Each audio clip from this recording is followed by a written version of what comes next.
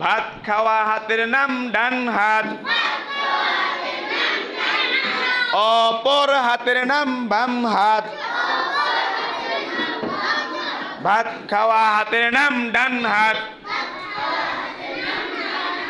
অপর হাতের নাম বাম হাত। হ্যাঁ, ডান হাতের দিককে ডান দিক বলে। সবাই হাত উঠান, হাত হাত সোজা করেন। ডান হাতের দিককে ডান দিক বলে। বাম হাতের দিককে বাম দিক বলে।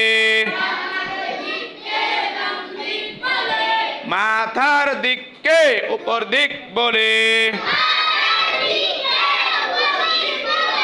পায়ের দিককে নিচের দিক বলে।